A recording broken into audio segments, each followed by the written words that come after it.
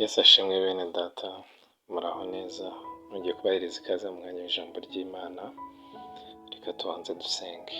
Mana yacu, Imana y'imbabazi nyinshi, duciye bugufi turi imbere yawe ngo uze ukorere muri twebwe. Mwuka wawe wera azatuganirize ibyo waduteguriye kandi atubashishe no gusohoza ubushake bwawe nk'uko ijambo ryawe watugeneye riri. Turinde umubi, tubisabye twizeye mu izina rya Yesu Kristo. Amen. Uyu ni umunsi wa gatanu tuganira ijambo ry'Imana rigaruka cyangwa se rivuga ku bubi bw'icyaha, ariko ntabwo turi kuvuga ku bubi bw'icyaha nk'abagisingiza cyangwa se nk'abakirata. Turavuga ububi bw'icyaha kugira ngo tukirinde. Yego, turi kuvuga ububi bw'icyaha kugira ngo tukirinde. Imana itugirire neza. Kuri uyu munsi wa gatanu rero reka nsome ijambo ry'Imana riri mu gitabo cy'abacamanza ibice 16 umurongo wa 20 kugeza kwa 21. Ngo maze aramubwira ati, ubwo ni Delila wabwiraga Samusoni, maze aramubwira ati, wapfa Samusoni, Abafilisitiya baragusumiye. Arakanguka yibwira ko yisohokera nk'ubundi akikunkumura, ariko yari atazi ko Uwiteka yamuretse. Abafilisitiya bahera ko baramufata, bamunogora amaso, bamumanukana i Gaza, bamubohesha iminyururu y'imiringa, bamugira umusyi mu nzu y'imbohe. Imana yacu tugirire neza.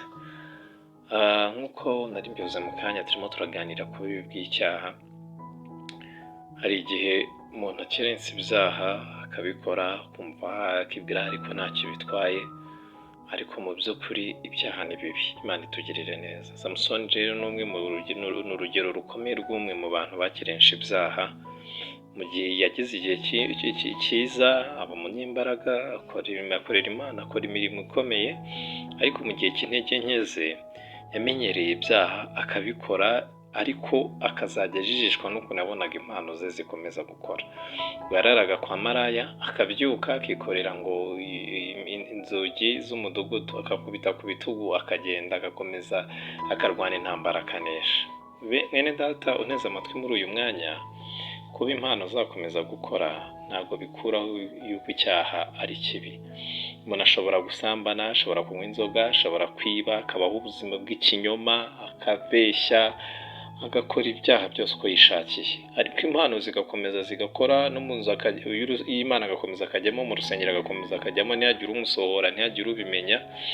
Ariko wowe unteze amatwi ubayeho ubwo buzima, ndimo nkwinginga cyane kubw'imbabazi z'Imana ngo ugarukire aho ngaho. Satani ni umugome, kandi biriya byaha ukora si uko bidafite uburemere. Uzi ikintu Satani arimo arakora?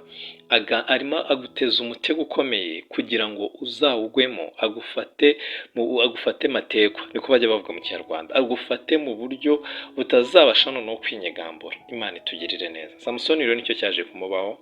Yakomeje akora ibyaha, agenda abimenyera, nyamara bidakwiye yuko ibyo yakoze ari ibyaha bikomeye. Satani yarabanje aramureka akazajya akomeza akidegembya, nk'uko bamwe bakora ibyaha bagakomeza bakidegembya, ariko nk'uko nabivuze, nta muhaba Satani aba bafitiye, si nuko ibyaha bakoze biba bidakomeye, ahubwo Satani ni umugome, aba bateza umutego kugira ngo igihe kimwe azabafate, noneho ababohe burundu ubutikura. Satani nicyo kintu rero yakoreye Samusoni. Samusoni yarakomeje arabikora ibyaha, ariko amutega ikindi gihe cyiza, azi kukiza nyine ubwo kuri we ku mubi, cyiza azamufatiramo akamuboha ubutikura. Samusoni rero ngo baje kumufata, agasohoka yigira ngo araza kwikunkumura nk'ibisanzwe, ariko asanga Satani yamaze kumutega, yamugushije mu mutego atabasha kwikuramo. Ngo baramufata, bamunogora amaso, bamuzirika iminyururu, baragenda bamuhindura umusyi, bamuhindura imbata yabo. Imana itugirire neza. Mwene data uri kunyumva, uramenye ugarukira aho ngaho. Niba warakoze ibyaha, wimenyera ibyaha. Ibyaha ni bibi, ibyaha birica. Imana itugirire neza. Umwanzi Satani ni umugome, abamukorera bose nta cyiza abahemba, nicyo ngicyo abahemba n'ubundi, abagira imbata.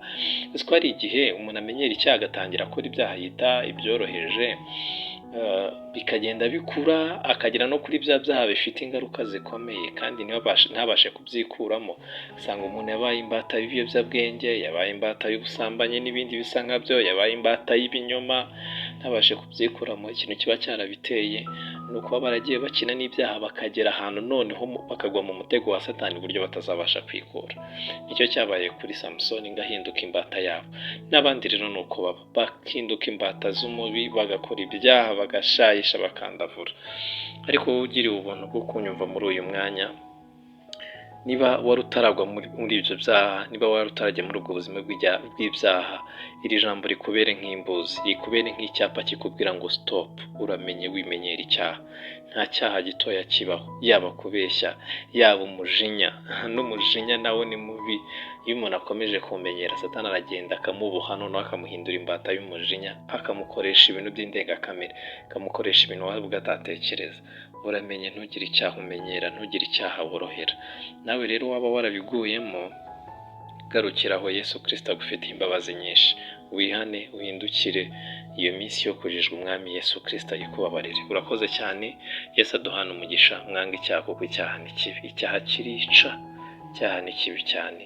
Uramenye utazahinduka imbata y'umwanzi. Garukira aho, we wabikoze wihane, we wari utarabikora, iri jambo rikubere nk'icyapa kikubwira ngo stop. Garukira aho. Urakoze cyane.